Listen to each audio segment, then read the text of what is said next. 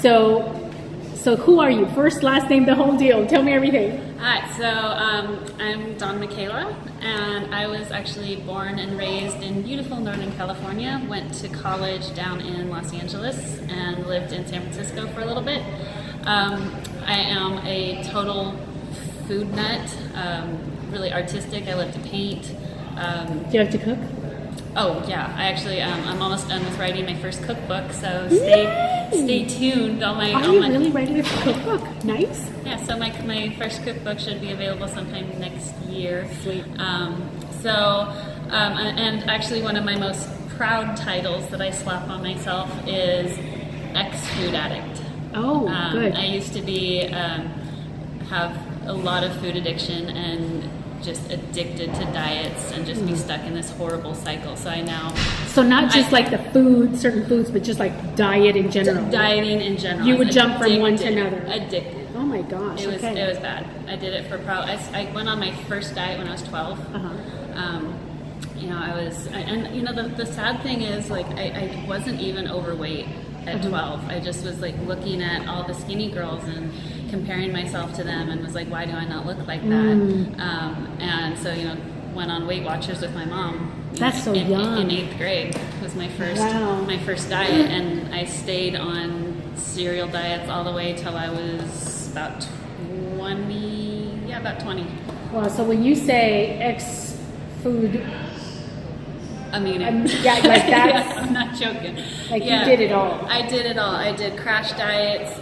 Oh God, I know I did. I did Weight Watchers. I did Jenny Craig. I did Atkins. I did, which is kind of similar to keto.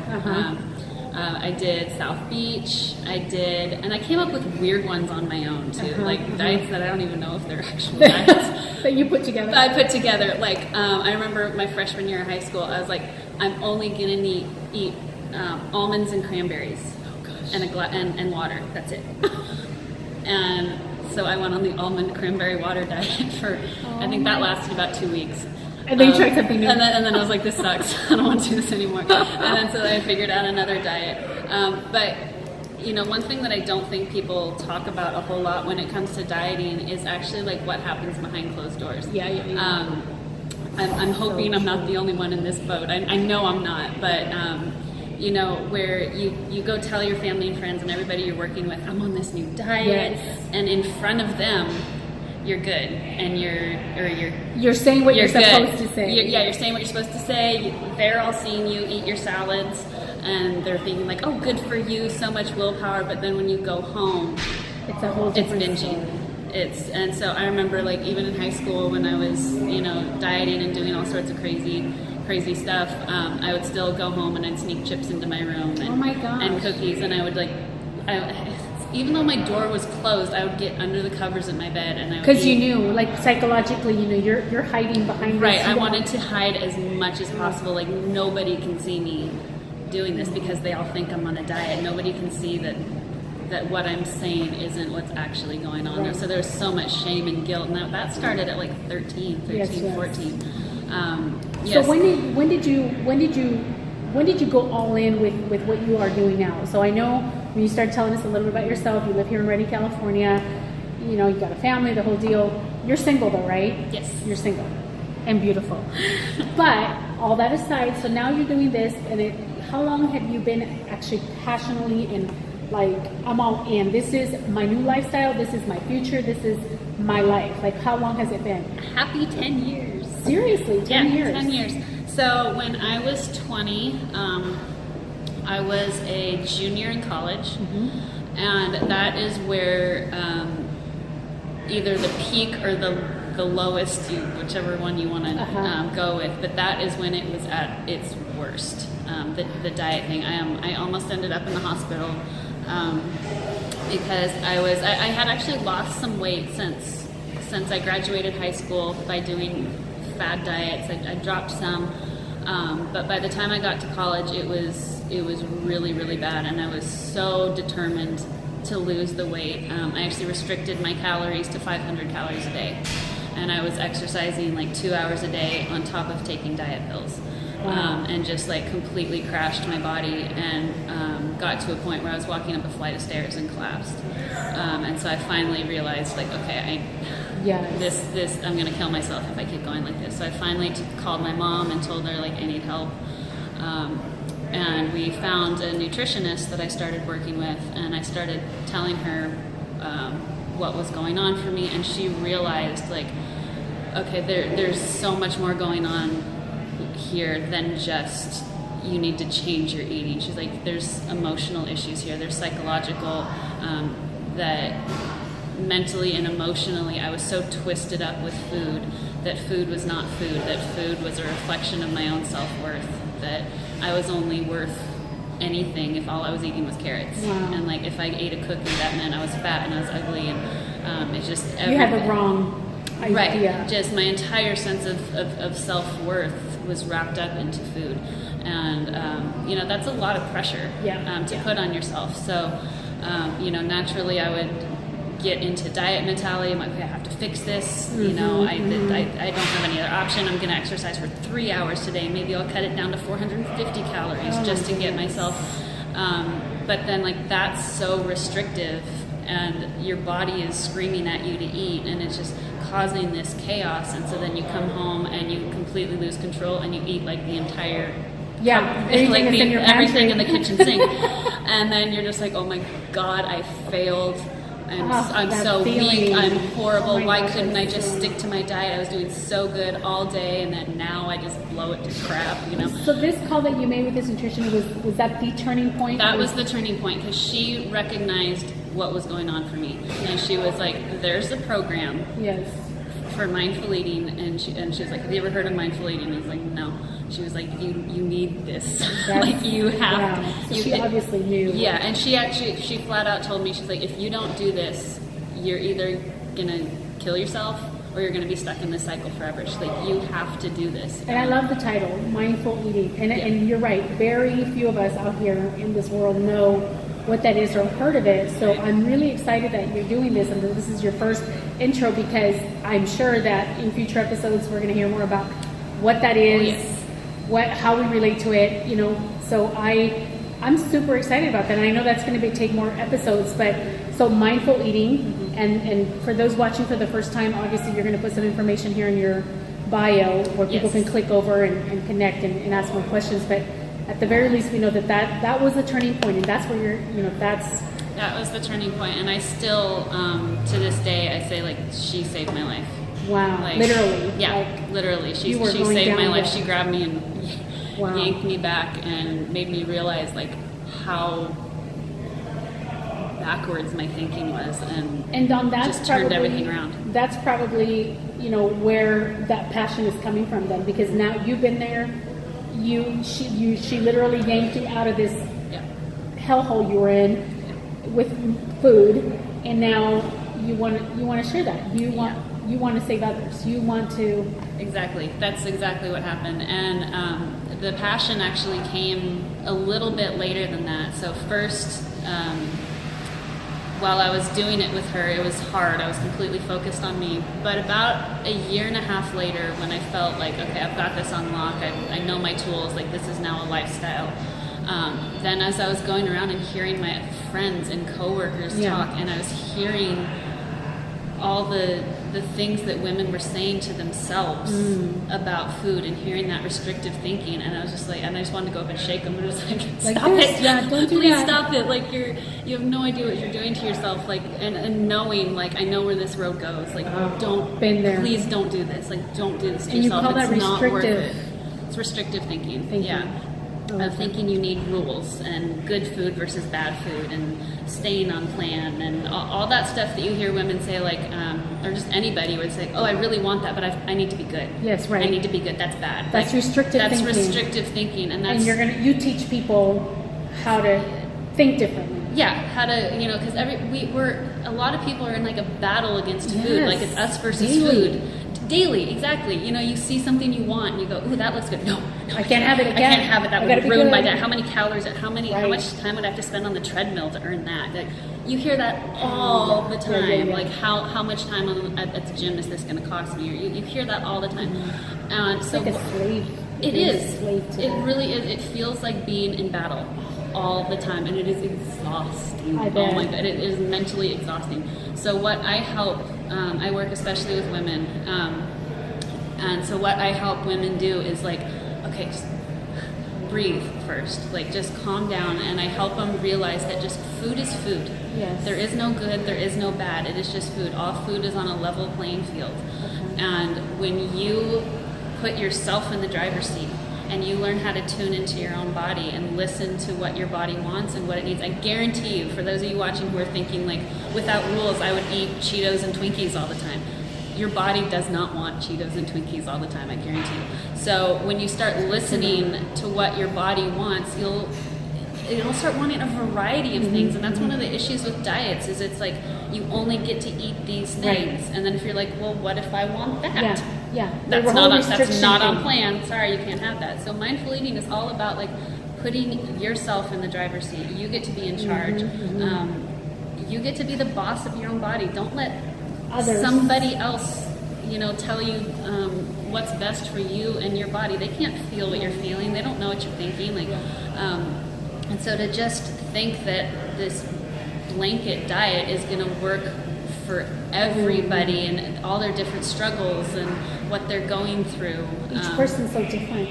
Exactly. And, one of the things, without going into too much detail, one of the clients I'm working with right now, she lost her father. And in the emotional turmoil of dealing with his death, she started eating. Eating as comfort, and it became this wrapped up thing of food and grief became one thing. And then so she gained a bunch of weight, and then she started dieting to try to fix it. And I asked her at one call, I said, like how long ago had your father died? And it hadn't been that long, less than a year. And so I asked her, I said, so you're still grieving. I said, do you really think a diet is going to fix your grief? Yes. Like, those two are completely separate. Like, to think that being on a diet and eating is linked to the grief, like you need to separate the two and like let the grief be the grief and let food be food. Separate. And don't bring them together. And that was like such a huge moment for her to realize that like she was literally eating her grief. Again, going back to the mind. All about mindful all in the eating. mind. I love it. Yeah, and so some people it's wrapped up in emotion. Other people it is literally just you're not even thinking about it. Like how many of us have been at a party and you just like sit by the chip bowl and you're just going and you're not even paying attention to it, and then you look and you're like, oh shit, the whole bowl's empty. And the exceptions we make. Oh, but I'm at a party. Right, I'm at a party. It's a holiday. Yeah, it's a holiday. I'll start my diet tomorrow. Our mind thinks exactly like that. I'll start the diet tomorrow. I'll just and the danger of that is so say you're on a diet and you were good all day. Yes. And then you're good all day. Yes. I'm gonna keep doing quotations. And then you get to a party and you have a glass of wine or something, and you end up next to the fondue pot. Yes. And you're just like going and you just like take down the fondue and then you realize, and then you finally tune in, you go, oh God, what did I do? And then you realize, I just completely blew my diet. Feelings of guilt set in. You feel like I broke the rules, I didn't do what I was supposed to, so then you feel like crap, and then I guarantee you, even if you're shaking your head, no, I don't do this, I guarantee you have, is that you go like, well, I already blew it, so I might as well go crazy for the rest of the party, and then you keep eating. You just keep binging because you're just like, well, I already blew it, so might as well. Yeah, you step all over yourself. You put yourself down because you already screwed it up, and now you're just that's kind of like your access to have at it. Right. That's like your green card and to your hall pass. Like you said, this is a daily struggle, and there's more people out there, more women out there.